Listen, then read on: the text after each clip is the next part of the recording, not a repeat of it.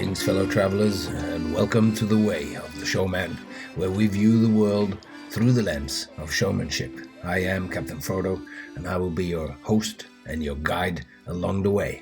Gracious as host and gracious as guide, I hope.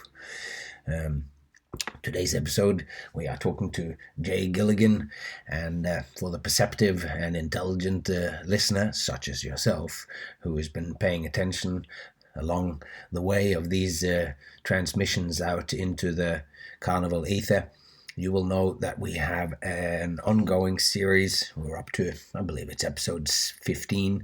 So the last episode where we talked about this, the fact that what we do as performers is actually a kind of play. And I don't take these ideas lightly. As you know by now, I go into it at great length. And the last episode, 119, we explored how love is the actual wellspring of play. And parents are the soil from where play as a phenomena in the world of the human beings actually came from. And it's not just in human beings, going all the way back to the birth of mammals, if not parallel in other realms of the animal kingdom as well.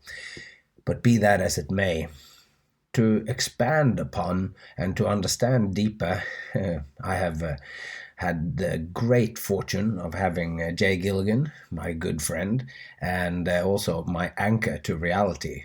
Because if I am thinking about these things and I feel a little bit dislodged from reality, I'm doing my gigs and I'm doing all this, and then thinking about the deeper aspects of it, when I then talk to Jay, either in person or we have these long sessions that go on where I'm sending him messages on WhatsApp, recorded messages, sometimes 10, 15, 20 minutes long, where I talk and then he reply and then I talk. So there's these long form, dislodged in a way, but somehow you can go deeper because you can listen to the conversation that he's had, and then I can formulate my answer a little bit more and then reply. So it's an interesting form of conversation, something which I have wondered whether I could take some of those and actually turn them into an episode so that you could hear what it actually sounds like as the ideas are sort of being developed in, if not in real time, then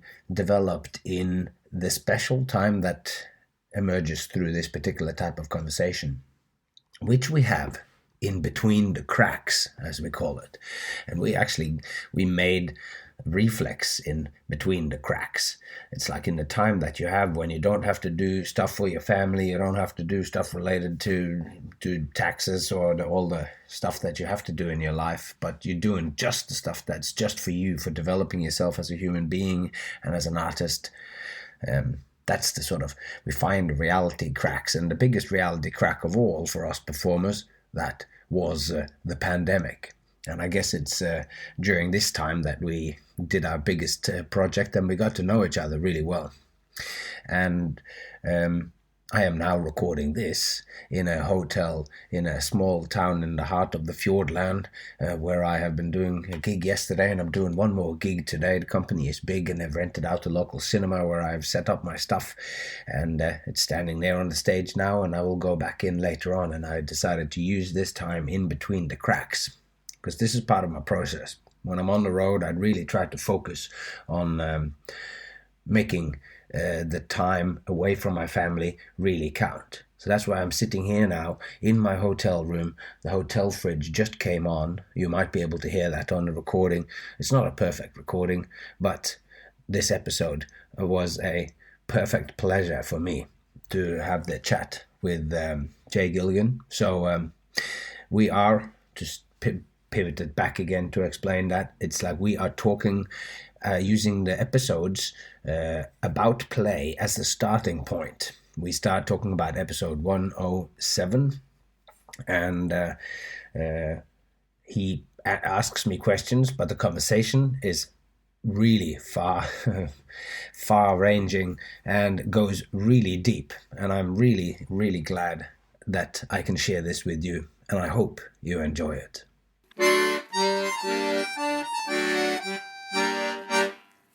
I was listening to episode 107. Sweet.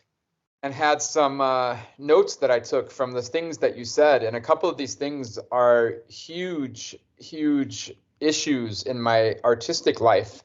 So I'm pretty excited to get the chance to ask you to dive deeper in a couple of these things. And I just want to give a general, I don't say overview, or disclaimer, but general reflection, which is that on a lot of the episodes you're in right now, I think what you're saying is very straightforward because you're just listing, not just, but you're uncovering and listing like the qualities of play, and you're going through them very succinctly and like in an order, and it's very clear. So it's not so interpretive right now, I'd say. Yeah.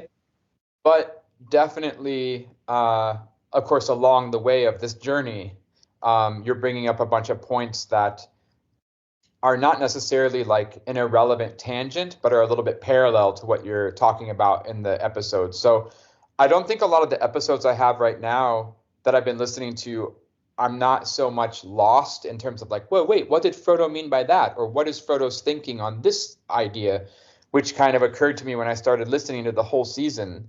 But now it's more like, I just want to hear you like expand your opinion on a couple of these topics, because I find them really major concepts and ideas in my life right now. And I'm just really eager to hear, like, are these things, how they fit into your life in your own words. So if it's okay, I'll just jump into the first quote I pulled from the episode. Are you good Absolutely. to go? Okay. Yeah. Just like episode 107, and then it becomes 109 because we got the chat with Jelly Boy as 108. These episodes are called Unpacking Play, part 1 and 2. So it's totally true what you said. It's literally talking about what play is, which I have divided into these 5 criteria, so 5 aspects of play that pretty much covers any kind of play for humans, speaking from a human point of view or whatever. So you're totally right. At this point, that is what we're doing. We're fleshing out our understanding of what play is. It's been building for a while, and now we're grappling with that. So I can totally see maybe the philosophical things that was coming out in the beginning, where I was talking about the imaginal world and all this sort of other more abstract and crazy stuff. Now it's getting a little bit more straightforward. So yeah, totally fire away at and it's interesting that you mentioned my opinion, that you want to hear my opinion about it. And I've had that pointed out to me before as well, that during this season and I have a tendency to bring in the work of other people, most of the time from people outside of actual performance, into this world.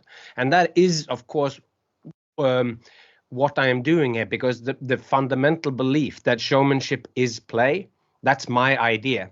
But what I'm doing in this whole season is to show that this is not a trivial thought that I just thought, oh yeah, it is. So now I'm spending 30 episodes explaining why it is. And to do so, I go, it's my idea, and it's really simple. I believe that showmanship is a form of play. And by fully understanding that and understanding what play is, which is what we're doing in these episodes, we can learn a whole lot about what it actually is and means to perform, and what the act is, and what showmanship is, and everything. So yeah, it is a lot of other people's opinions. So it's really great that you pick up on what I think, and we keep talking about this, what's the everyday practical aspect of it, and what are the ideas, because sometimes they are very different.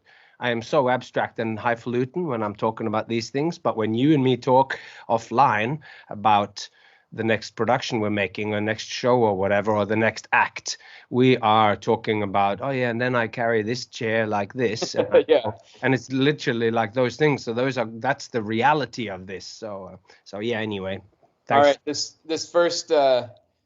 first quote, it's quite long, so I'm going to kind of do a general synopsis of it, and then formulate my question, because it's not completely clear from the quote here. But this is the transcript from the episode. So basically, we're talking about first and foremost, it's children who play. Their way of being in the world is playful. They are born curious, and they wonder about the world. So the toddler sees something on the shelf on the other side of the room. It captures their interest, and they go on a quest to explore it, grab it, bite it, taste it, throw it, thus getting to know it. And then going on, it's like this exploratory approach will give them a very different experience of what it is rather than an adult which helpfully names it, or an adult is naming things. And the adult will say, oh, that's a carved wooden turtle. And instead, the toddler just goes and grabs this thing and, like you said, bites it, grabs it, tastes it, throws it. And that's how they experience what a carved wooden turtle is. And here, back to the quote, the wonder and multisensory knowledge of the toddler captures the nature of the object in higher fidelity than the quick naming of it.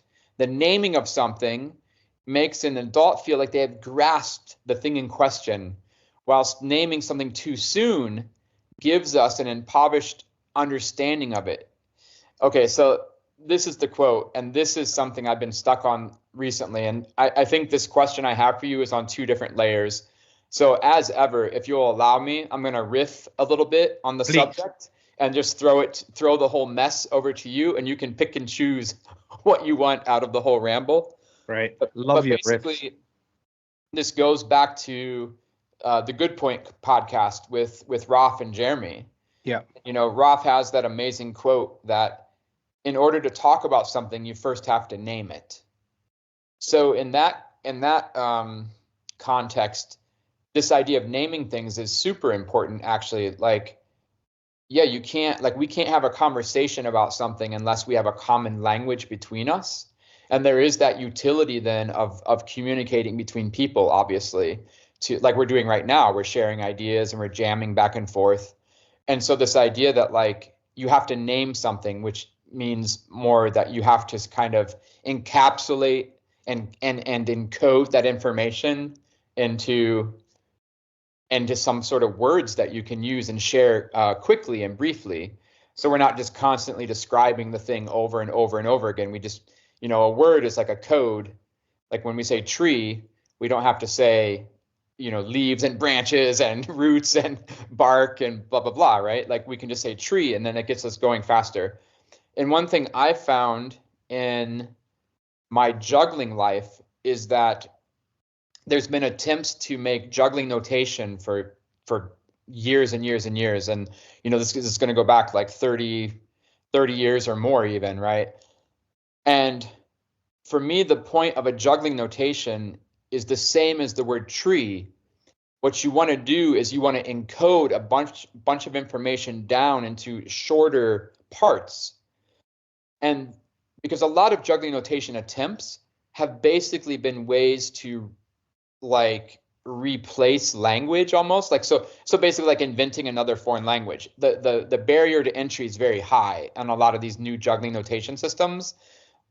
Basically you have to spend an equal amount of time learning the new system before it's usable. So it's like, instead of just saying, well, throw this ball here and catch it under your arm and then turn, which is like very verbose. The new juggling notation could be like A to B into C with a 5.1 to reverse. Yeah. Which is equally opaque, or it's not equally opaque. It's more opaque. It's equally verbose, but it's just more obtuse, right? So like in that way, the notation system breaks down, and we should just use language. We should just use a common, like me and you, we share the English language to communicate. So, but for me, the whole point of a notation system, of naming something, is that you can hold more information in your mind together at the same time. And that's the value of a notation system, because then I can think about the word tree, and I can think about the word car, and I can think about the word Frodo, and all those things can be in my mind at the same time. Whereas if I have to describe every single one of those things, it's too much for my brain to hold all together. And this way of encoding information, then if I can hold it all in my mind at the same time, I can start to draw relationships between those blocks of knowledge of those things, right? So that's the value of naming something, I think. That's my first half, and I do the second half, and then I throw it to you. Yeah.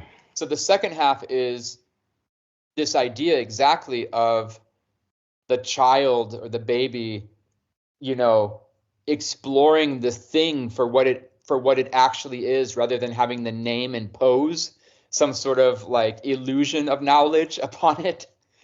And so I'm really torn in my life right now between this idea of things that are kind of not open-ended, but things that aren't defined yet. Hey, Frodo, me and you, we're going to make a new performance company. Okay. That thing's not defined yet. Oh, what's the company about? Well, Frodo, it's whatever me and you want to make it about, right? It's open-ended. It's not, it's unexplored. It's undefined. It's not uncovered yet. But so there's that tension between, well, we need to talk about it. Yeah. But we can't name it yet because it's not defined. But at some point, those things have to coalesce and they have to become concrete. And so I really struggle with that right now in my life. There's been a few instances I've come upon recently, and me and you, we've talked about them privately a bunch of weeks ago. But this idea of having a project, for example, that's just kind of open-ended and undetermined in the moment of like, it could be anything. Hey, Frodo, let's do an act together. Oh, what could the act be? Well, it could be anything. And we're going to explore it and we're going to find out. But along that process of exploring and finding out, we have to start to lock parts of it down.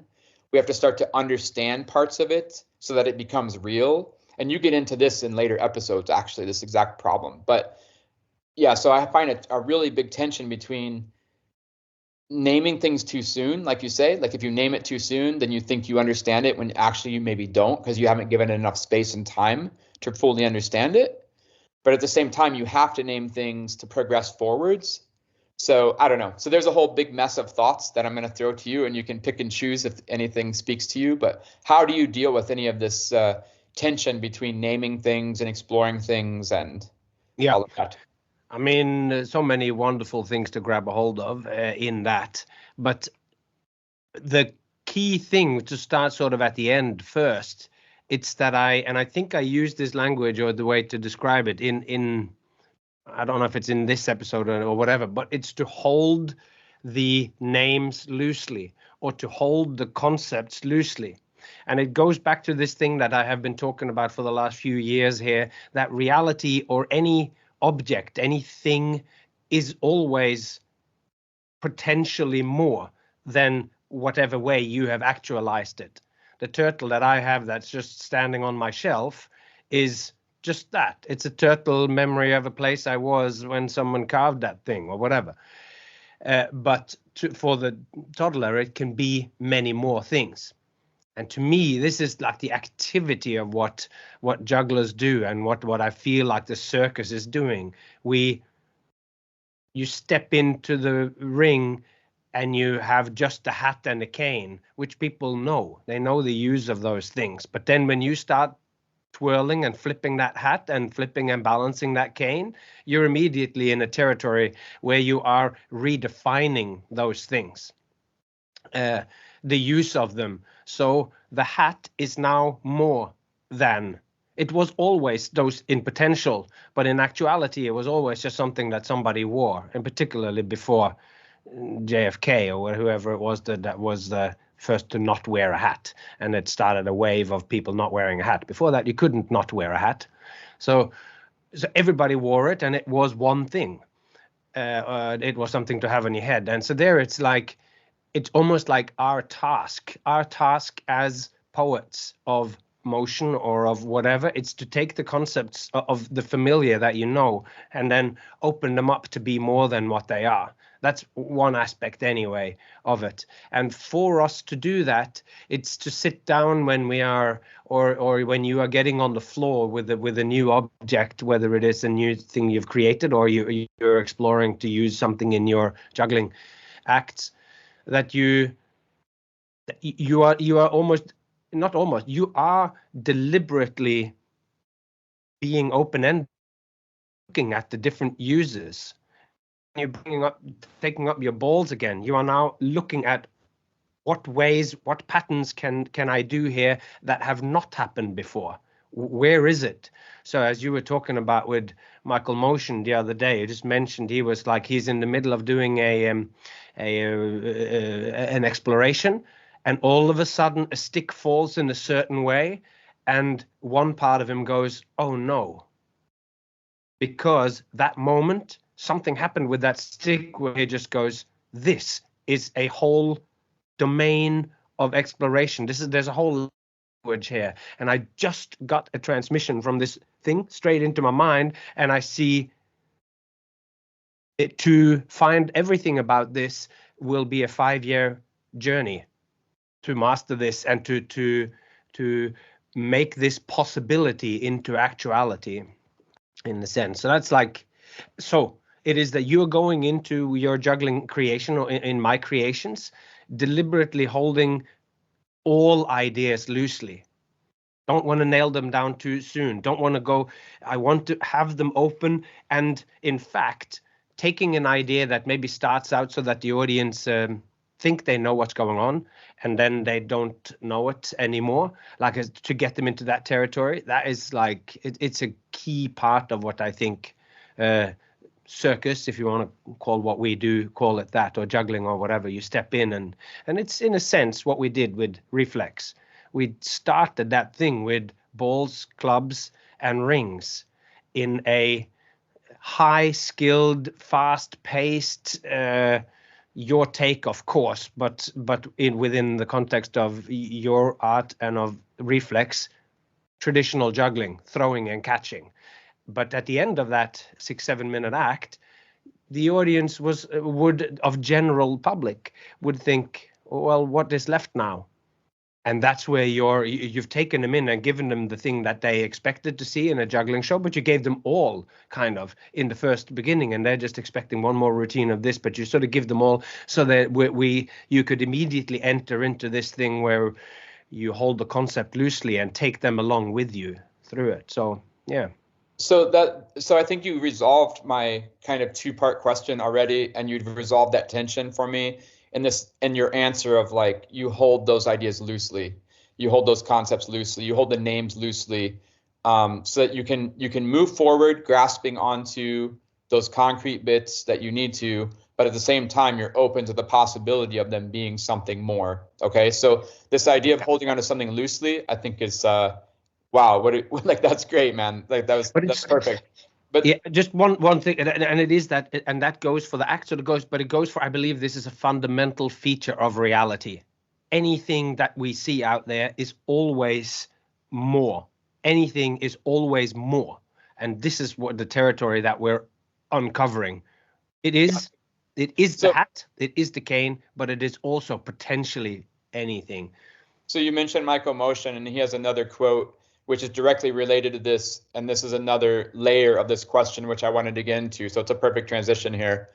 So the quote is, I want to not know for as long as possible what I'm doing, right? So he's doing something new, he's making a new piece, and he says, I want to not know for as long as possible. I want to stay in the mystery for as long as possible of what I'm doing. I don't want to narrow it down immediately. And I just want to ask you, as an artist speaking to another artist, as a creator speaking to you, who's you're a creator, right? So I was having a lot of conversations about this lately with Kyle Driggs, because we're making a new project together. And there's this talk about and again, that's this beautiful harmony that you have in your life, Frodo, between this high concept and this very day-to-day practicality. Like you kind of have both of those things in you, and you speak about those things a lot. And so I'm talking about this new project with Kyle, and we're just talking about something as simple as a rehearsal schedule, right? Like it doesn't get more practical than a rehearsal schedule. Well, what date are you free? How long are we going to work? Etc. Like this. But then it gets into the conceptual realm of, I think for me, many times when I'm in a rehearsal process, for me, if I have to generalize, it's a narrowing down of possibilities. I see the arc of the process, and there's a deadline. And if we say we're going to make a show in 10 weeks, then in 10 weeks from now, we're going to have a show. And in order to have a show, we have to go from all the possibilities, which is the widest spectrum that we have, and we have to narrow it down to the show, which is the narrowest realm of possibilities that we have, right? So for me, oftentimes the creation process, I think about it as a narrowing down. But on the other hand, we have the artistic desire to be open to new experiences and open to the world of wonder and mystery. And it's the mycomotion thing, where instead of a narrowing process, you have a widening process. So, and I think a lot of us navigate this kind of narrowing and widening in a more not such a black or white way. It's usually a little bit of both, right? So a lot of us, maybe we go into a rehearsal process and we start to widen our minds and we explore different possibilities for the first couple of weeks, right? But then there is at some point the narrowing down, and then we all have a different sort of rhythm on that. But I think, yeah, so I just want to know your experience of how do you think about, because I think my tendency to always narrow things down is good in the way that I make things real and concrete.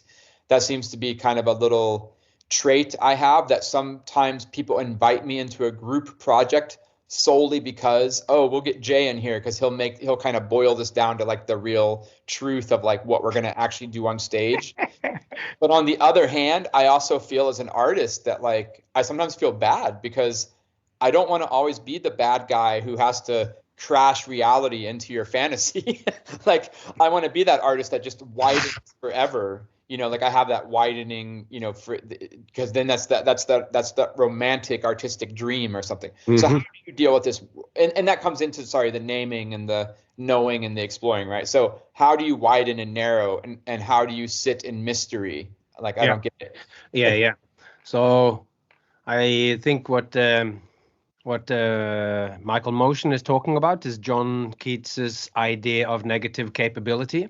And when you introduced me to your friend, musician Brian, that was one of the first things that came up that I said, that Brian just fired on all cylinders. What's Brian's last name? I can't remember. Brian Crabtree. Crabtree, yeah. It makes incredible instruments and everything. And anyway, he loved that. And I love it too. Negative capability, it's to be able to be within unknowing without irritably grasp for facts and reason. I think that's the quote from Keats.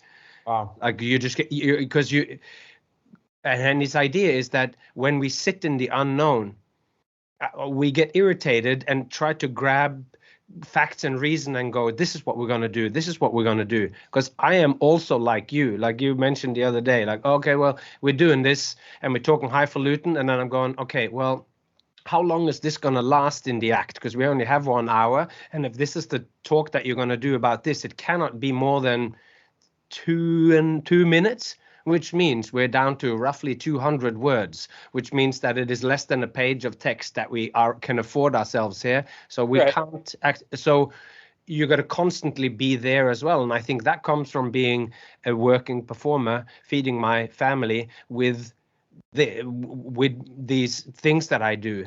So I am driven to be practical and to make it happen. And I like to be within this negative capability. And with my writing, I write the whole season for that season 2 on this podcast of what showmanship is. And then I could take that and just tweak it, but I was unhappy with this. So I rewrite the whole thing. And it's like I rewrite and throw out and erase and rewrite, because it is never finished. And then you sort of go, I have to think of my writing also like these shows. At some point, you just have to put it out there, and it will be flawed and it will be unfinished. And the idea, by the time I'm finished to go through the thing and start from the beginning, my thinking has evolved on some of these ideas. And I think, no, that's a bad way of expressing it anymore.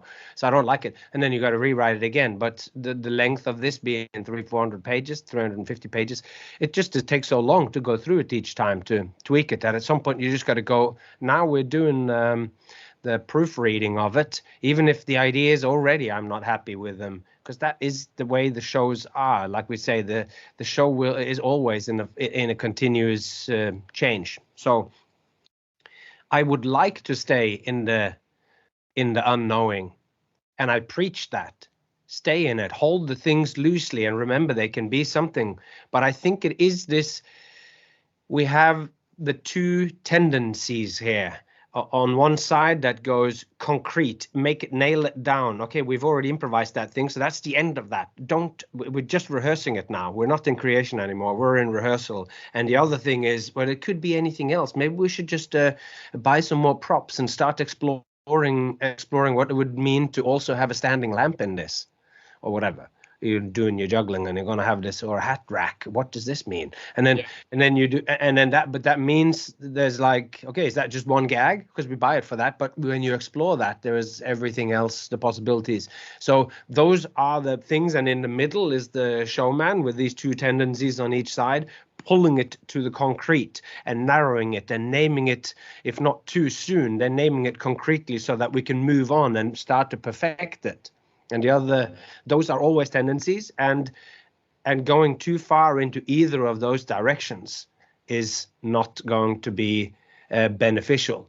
Because if you're only always open, you will not have anything to actually show when the clock strikes 9 and the curtain opens and you're about to do your thing, because it's all too wishy-washy. But if it's too concrete, you can get these things where you watch it and you feel like you're watching a painting by numbers act, where you go, oh yeah, I understand this.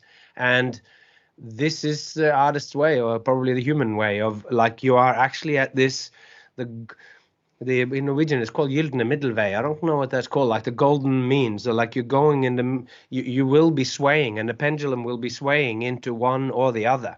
And when we talked about this the other day, in the process of remaking what is my like half-hour, 40-minute corporate kind of act, because that's what it turns out that they want here. And I'm normally the guy that you call when you want something crazy.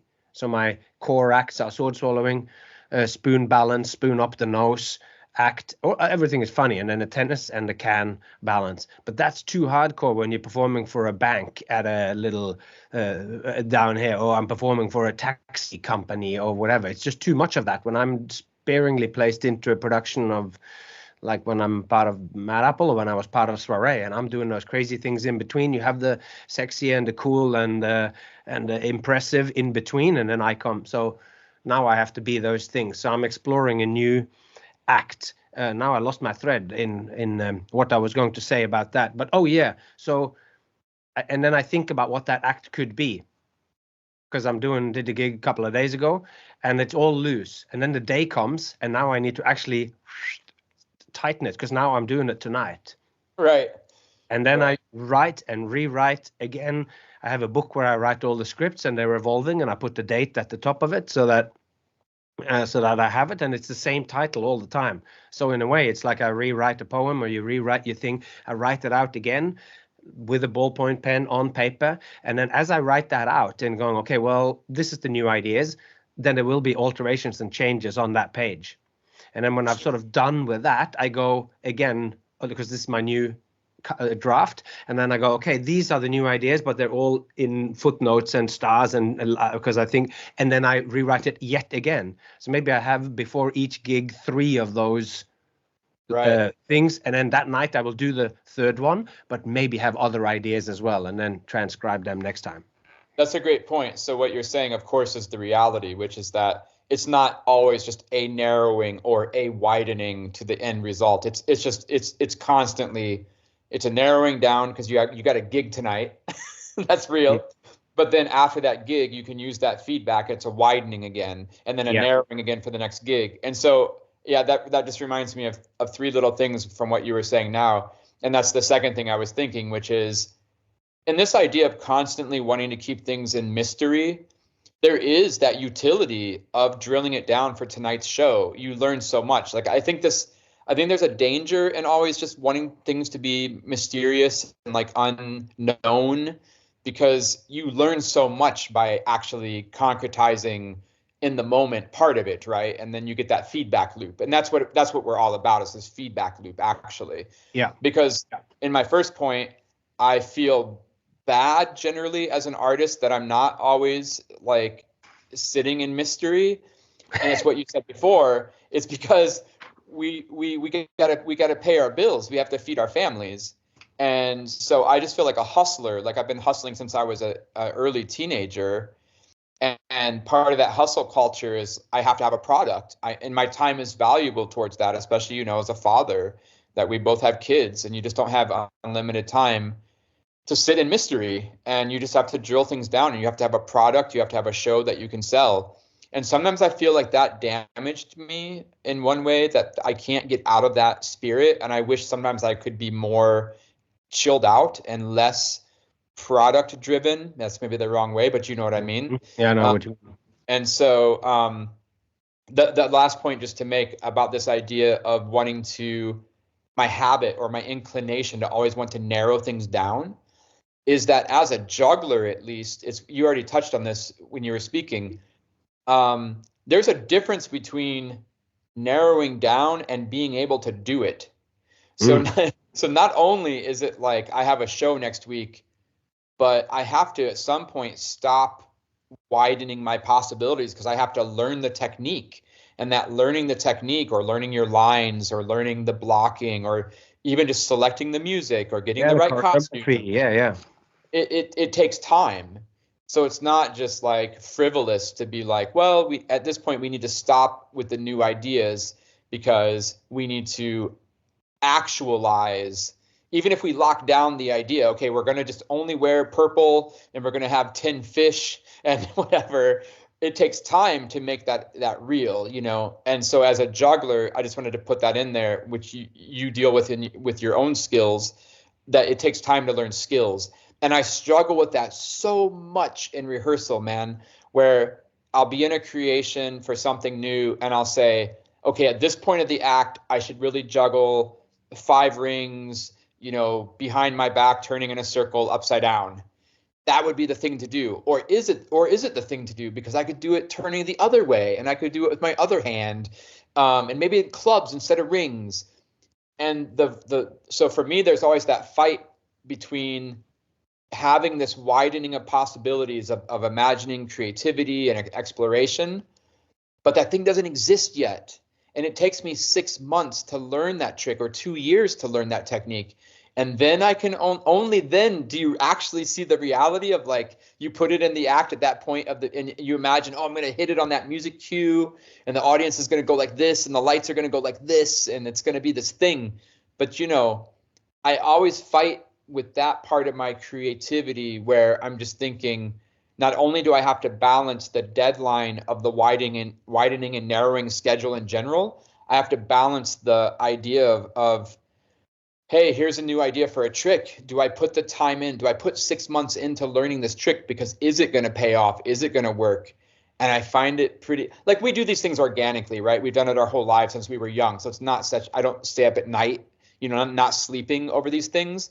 But once we start uncovering what we're actually doing with our work, and we're trying to, articulate the process, that's a pretty brutal part of the process for me. How do you navigate, like, you're making up a new trick and you say, oh man, I should really learn to balance this thing like this? And how do you know if you're going to put the time into it or not? Do you have some sort of way to process that? It's like, it's an organic thing. And so much when I talk about these, this is when I talk about what an act is, or what showmanship is, what are the elements or whatever, and you can use it in these ways. The truth is usually that it comes out of a practical thing. I'm trying to name what it is and to trying to find these domains, that it comes out of the practical stuff, so that I go, how can I divide these things up?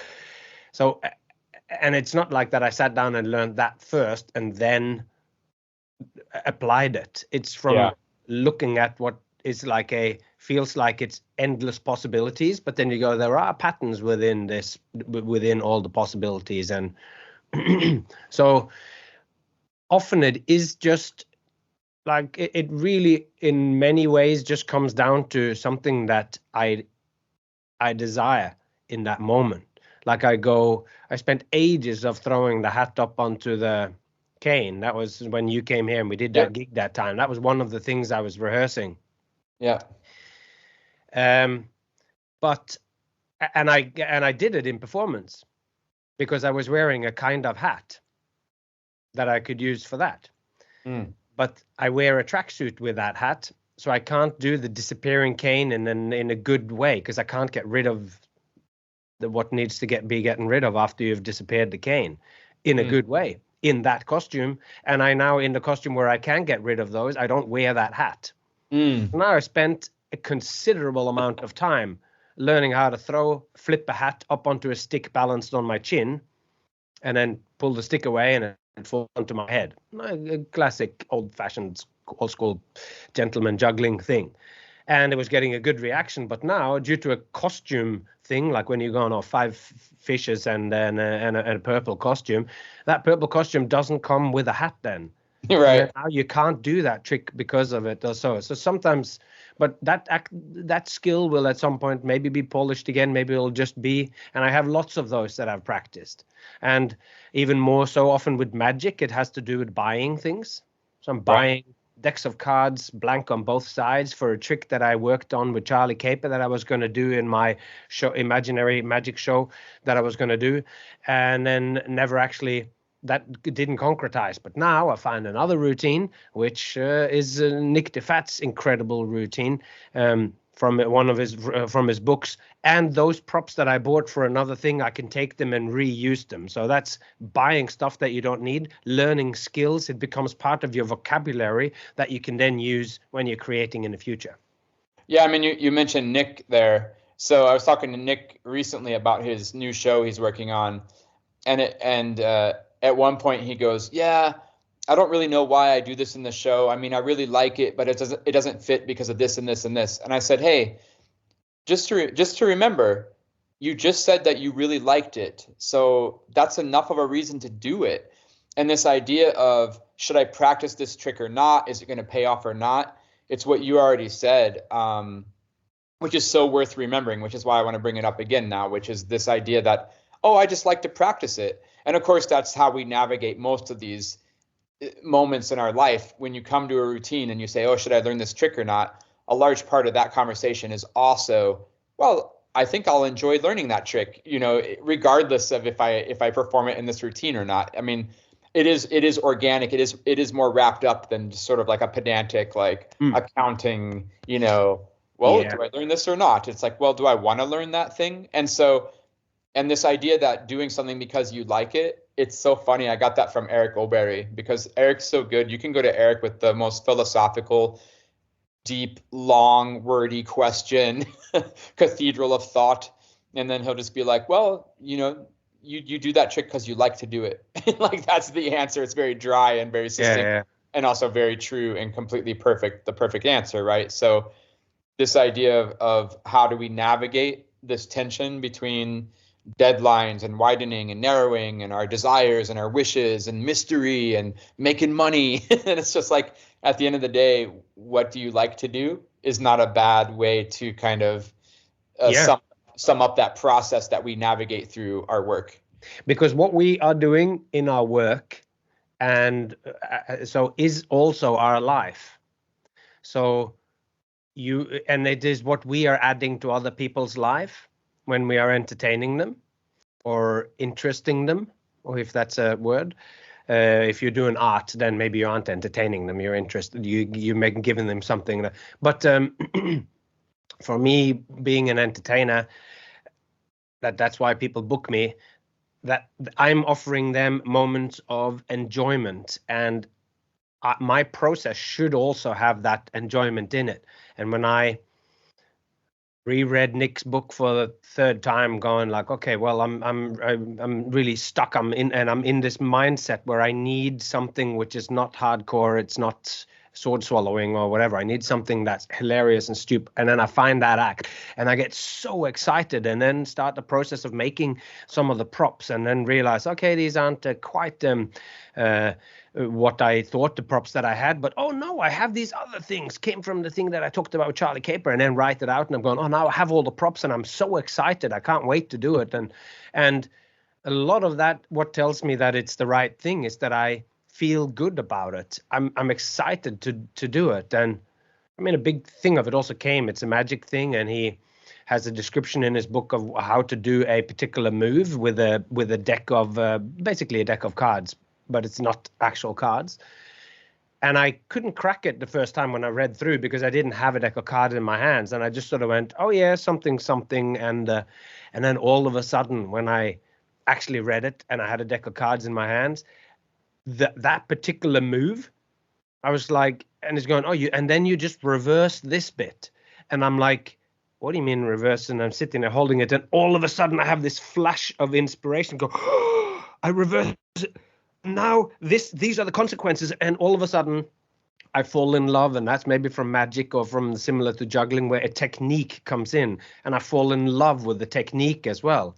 And I'm going, I am looking forward to the moment where I stand in front of an audience with just a bunch of cards and just with this ingenious little method, which apparently came from Chris Kenner or whatever. It just thrills me. So now I'm in love with this new idea on many levels. Okay, so what you're talking about right now and what we both got into now in this last little bit of conversation is exactly the next quote I want to give you. And then it's a much more straightforward question for you. So literally what we were just saying is the beginning of this quote from the episode now. The quote is, but the benefits of play are to be found in a more systemic rather than linear thinking. So that's what we're talking about, right? We're talking about systems and infrastructures, or like worlds that we're creating and networks and whatever, instead of a linear way of thinking. Okay, I learned this trick so I can do this act. It's like, well, I learned this skill and it might be applied in many different ways, or I buy this magic prop and I use it in 20 different tricks and blah, blah, blah. So a systemic way of play rather than linear thinking. Nature works by teaching us skills, by giving us drive to play, which manifests itself in curiosity. Again, what we were just saying, a desire to explore, to combine and recombine and ask what if. Those are all things we just said. These desires will pay off in the future with a broad spectrum approach combined with our aptitude for metaphorical and symbolic thinking. And here's my question. Here's the last part of the quote. We can transfer our understanding of one thing to something else seemingly unrelated. And I know we were just giving a few really clear examples of that, but you have talked about that in other places and conversations with me in other contexts. Yeah, I think it's one of the most fascinating things I've heard you talk about in your work. It always inspires me whenever I hear you say it. I'm just going to read it one more time. We can transfer our understanding of one thing to something else seemingly unrelated. And I guess the question is, can you speak more deeply or more personally, again, about that sentence? Because in my mind, when I look at you and I hear and I get to talk to you, that feels like a really deeply entrenched core value of your work or your process somehow. And me as a person, yeah. Yeah, and as a person. So can you just speak to that a little bit or give some comments of how you think about that? Absolutely. It's something that I like. It got concretized at just about the time that pandemic started. I found the work of John Vervaeke, professor at the University of Toronto, and he had he put out a lecture series called Awakening from the Meaning Crisis, which is a history of philosophy and of his thinking, and it's 50 university level lectures. In there, he talked about a book which, now that I'm put on the spot, it's called Metaphors We Live By. It's by Samuel and Johnson. And they make there in another book, even more densely philosophical, called Philosophy in the Flesh, they make an extended, deep argument that basically don't solidify this thinking in my mind. It's that metaphor is not something that you just see in poetry.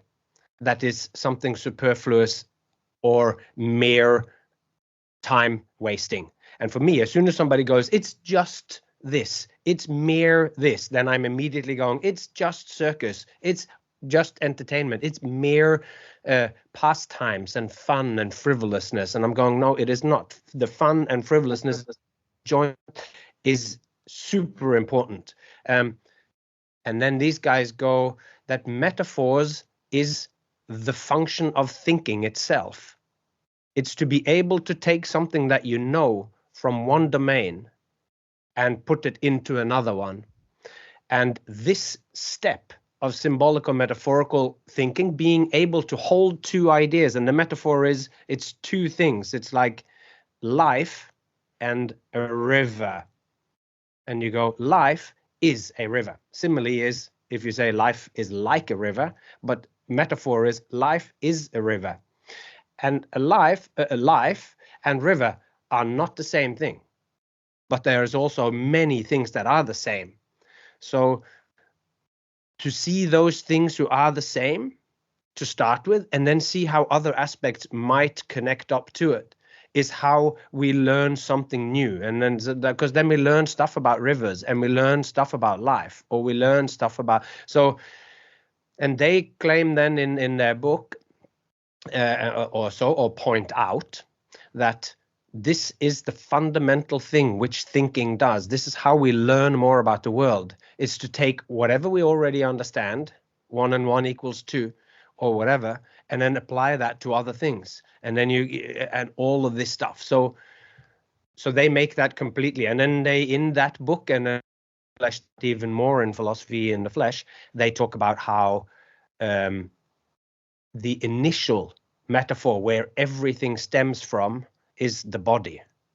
We start from our physicality in space. So it places the original metaphor into what it means to be human in the body, but also then through the mind. So we go, we have put these problems behind us, but these problems aren't behind you in any way. Right. Some particular cultures, the future is in forwards, but some it's behind you.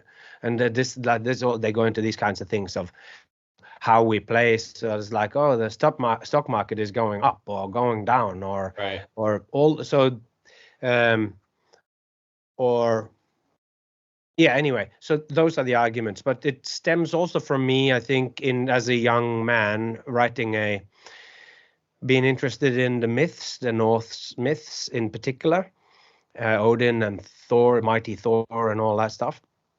So I spent a considerable amount of time when I was from when I was 17 till I was 18. I wrote this thing, and I wrote a massive document. It's a book that I bound in goatskin and all, like it did it properly.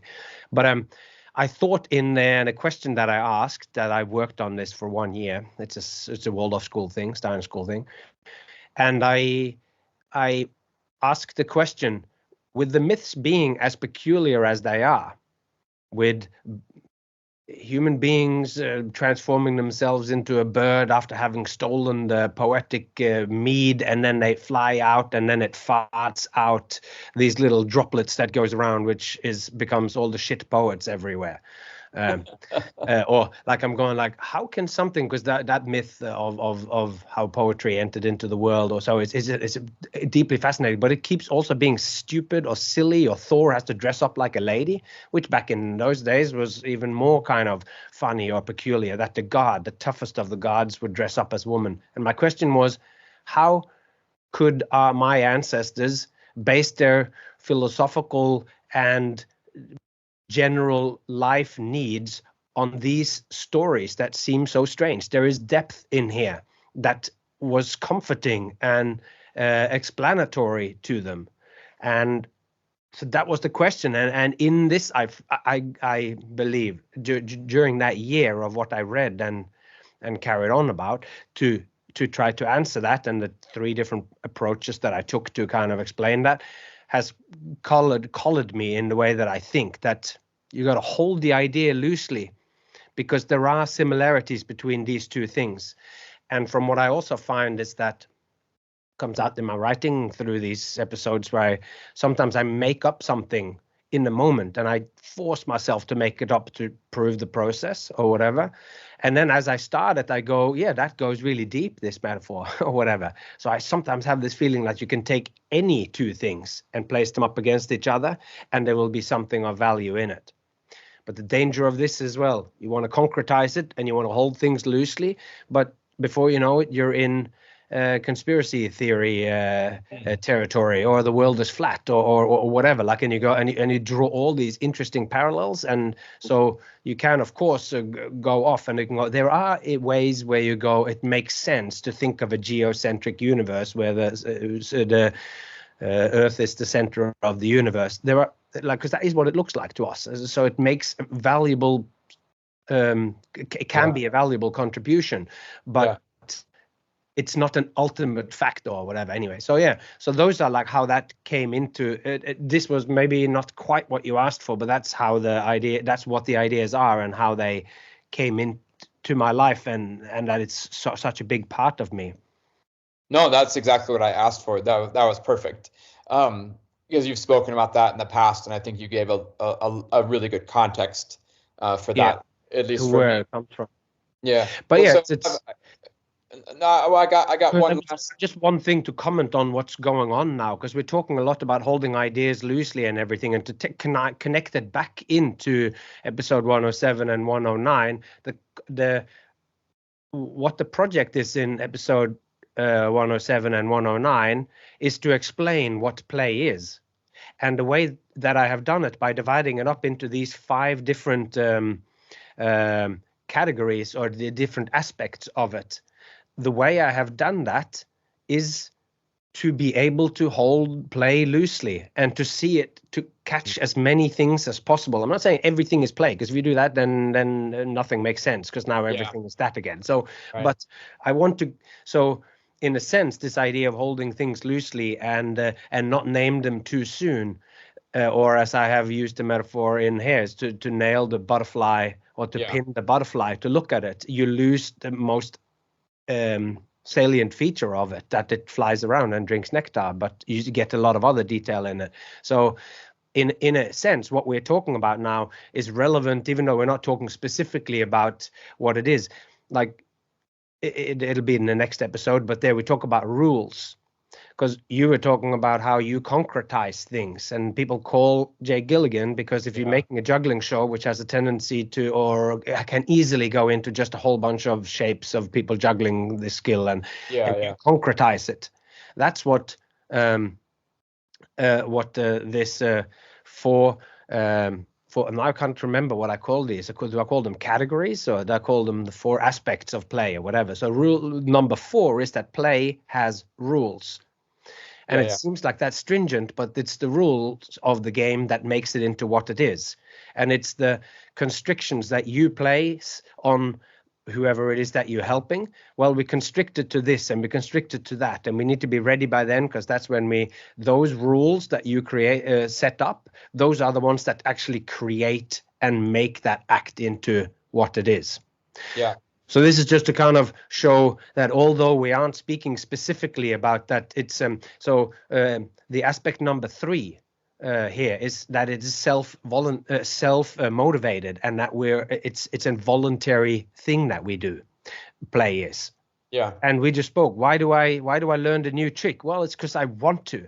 Yeah. I have this pull towards it, and all of a sudden the things align, and balloons and animals and cards, all in Nick's routine, speaks to me, and then this enthusiasm comes from within me, where I start to want to do it. And that's why I can then go for hours and hours and spend money and do all those things where everything stops mattering, because this thing is now the most important thing. But it is just balloon animals, pieces of card that I write on with a pen. But in my mind now, this is this is play. Aspect number 3, as described in episode 107, it's self-motivated, and it's something voluntary. You do it because of an inner motivation.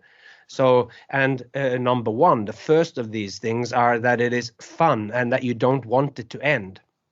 And that comes from, that's similar to self-motivation. It's the aspect of the self-motivation that drives you on, because I'm actually getting pleasure in one way or another. I'm getting pleasure for pursuing these things. I'm getting pleasure for standing and practicing the moves that I have to do with the cards. I'm getting pleasure of thinking of, and then I turn the music on then, and then I do this with all those aspects of it. I find them fun to think about and to actually stand up and practice.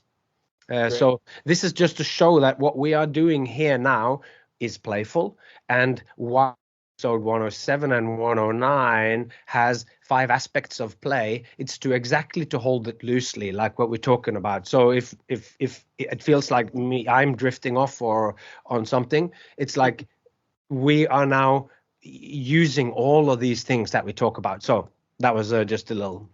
No, that's great. That's a super good summary of for 107. I mean, where we're at right now. So I'm gonna throw one last quote to you from the episode, which is completely not related to anything that we've been talking about. So I think that's great, and we'll keep it concise and we'll. That was a good summary. We'll do this last random thought because it's really a side street, but I really want to hear if you have some opinion, or like if you could elaborate on this a little bit, because again, you didn't talk about it very deeply in the episode because you just touched upon it because you're going somewhere else with your train of thought, and I really appreciate that. But I couldn't skip over this because it really caught my attention and it's really fun, and you'll see why when I say it.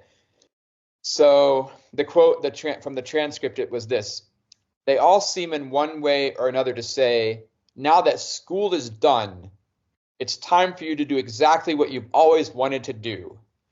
And it seems so obvious and easy, but I'm not sure that after a decade and a half of schooling and just following the rules of others, where some answers are right and others are wrong, that you are so well equipped to know what you want. And by the time that you're 20 years old, it's too late to start looking." So I'm just gonna give a little bit of context around why I pulled this quote out, and then see what you have to say about it, and then we can wrap up 107. So basically, obviously, this interested me because I've been teaching in the circus school in Sweden for whatever 20 or 25 years or whatever, and I love this idea that this whole thing of like, okay, now we taught you all the facts and you've gone through the whole program and now do whatever you want. And I love that because you're completely right. This idea of what do I want? We very rarely, even outside of school in our adult lives or at any point in life, we very rarely talk about how do we know what we want. We very rarely talk about the process of figuring out what do I like and what do I not like. We very rarely talk about the process of how we learn how to make choices. And is that even a thing that you can curate and get better at? And this is exactly what I talk about in the juggling program with my work in the circus school in Sweden. It's what I talk about all the time is this idea of consciousness, that we're going from intuitive thinking to conscious thinking, which means you're making choices on purpose instead of on accident or without even realizing you're making a choice. And we're curating a sense of taste and style and that's not in a certain direction. That's just your personal taste, your personal style. Who are you and who do you want to be? And I talk about this all the time, that in the same way we practice technique, you practice throwing a hat on top of a cane that you've balanced on your head. I practice throwing 7 clubs so I don't drop them on the floor, whatever.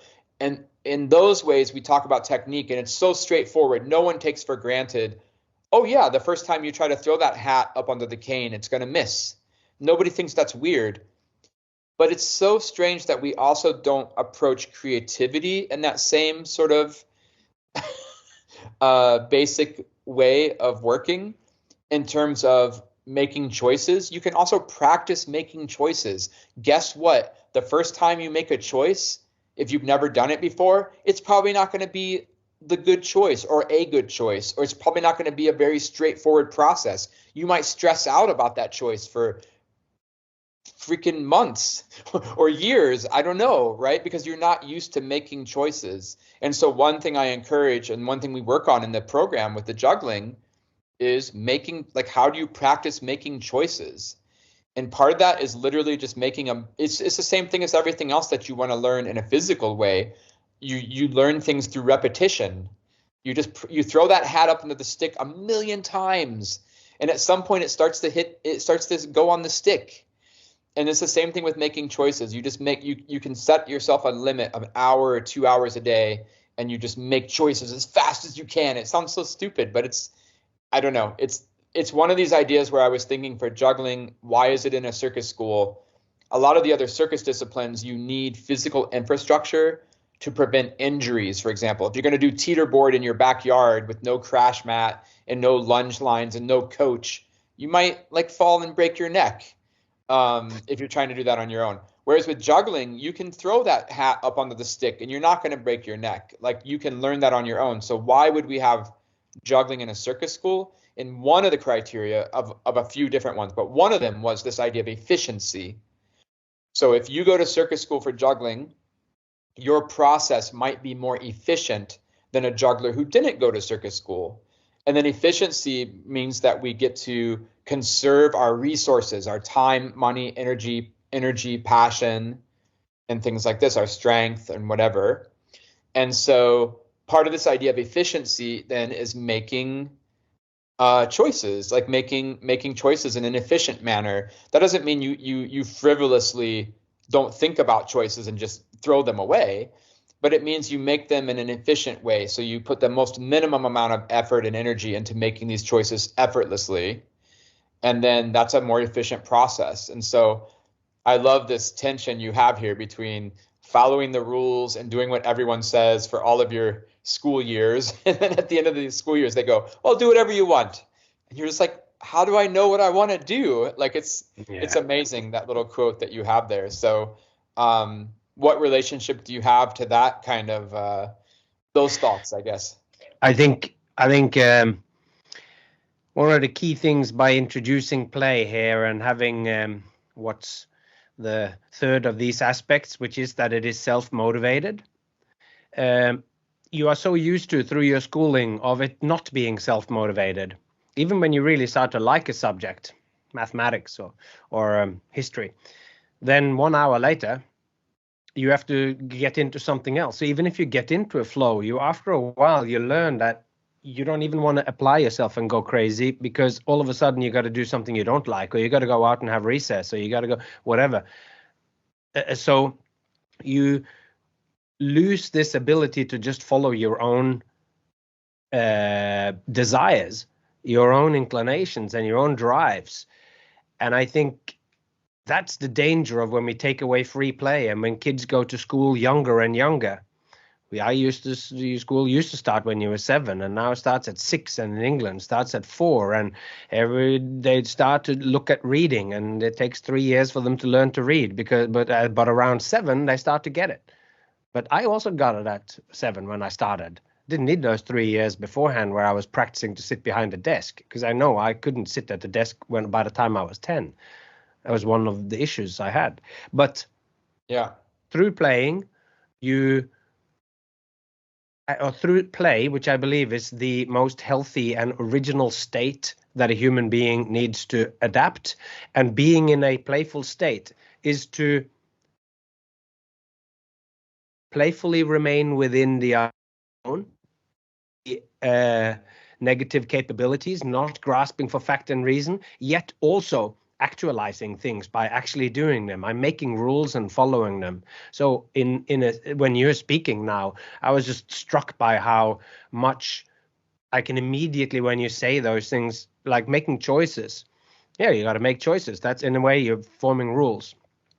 How do you make those rules? It's actually self-motivated. What are you guided that by, which is rule number 3, aspect number 1. Like, and how do you decide? Why did you want to do that? Because you decided it, and why did you do it? Because it's fun, or because I like it, or because it's pretty, or it makes me feel sexy, or whatever it is that it does. And then that these aspects come into everything. So I see with having the language of play in my mind, with these, what we're talking about in episode 7 on 107, 109, that I see it all come together. And it's what's being taken away is that we forget to, or don't learn to listen to this inner motivation and listen to your own desires, because you get confused along the way by, you make money, you need to be able to have a career, you need to be able to do this, and along the way those are the practical things that are on the outside. yet you might then spend your whole life in a job that makes a lot of sense on paper, but it's not your passion. And then you start to do something else for your work than what you do for your life or your enjoyment. So you're looking forward to the weekend because then you can do this. Right. But if there's any loophole that you and me have nailed, it's that what I do on the weekend, my in quotes weekend, because that could be a Tuesday and a Wednesday, it's that I do my work, what other people call their work. But that's when I'm doing play, when I'm reading Nick's book and I'm laughing out loud and I'm sending him a message. And when I go, so I have made my work into play, or I am playing when I'm working, so that what I do when I have free time, it's to do the thing that I'm passionate about. And to boil that down to what you have said, it's that it is making those choices. That's the language that you've used for as long as I've known you. It's like you're just teaching people to make that choice. But people get choice paralyzation because any choice that you take, it's so difficult. And I get it. I don't like to go to clothes stores and all this sort of I have my issues, but they're not within taking creative decisions as to what on stage, because that I have practiced. It's the only thing that it's where I have my 10,000 hours. So when I think of an idea, I can often immediately know whether this is going to be funny. It might not be my next tennis racket act that people book me for, whatever, but maybe it will be. And so because it is funny and has value, and I know that. So so I think you're using beautiful language in here, and I hope that the people that go to your classes at the school see that what you're teaching them is not you do it like this, you do it like that, but that you take it out of the schooling system where there was a right and a wrong. And you are teaching through the 3 years at the Stockholm school, in your encounters with them, you're teaching them to find that inner motivation, to listen to their own choices, and not just to listen to them, but to be conscious that this is my desire, this is my choice, and it is valid. Why? Because I enjoy it, because it comes from me, and because I enjoy the imaginative, improvisational thing. I'm just using the language from the different aspects, but I think that's perfect. You're teaching them to listen to themselves again. Great. Yeah, great, man. Yeah, that's a perfect way to say it. Well, hey, thanks for that. So that's all my notes on 107, and we'll do 109 next. Looking forward to it. What a pleasure. Have an excellent one. See you, man. All right, my friend. And we have come to the end of another episode. And as skilled as I am, I have just remembered that I should tell you to do something. And if you want to support the podcast, just click subscribe. It is noticed by the algorithms if I have a lot of subscribers to the podcast. It's free, but it's very good for me. So please click subscribe. And then until next time, take care of yourself, those you love, and I hope to see you along the way.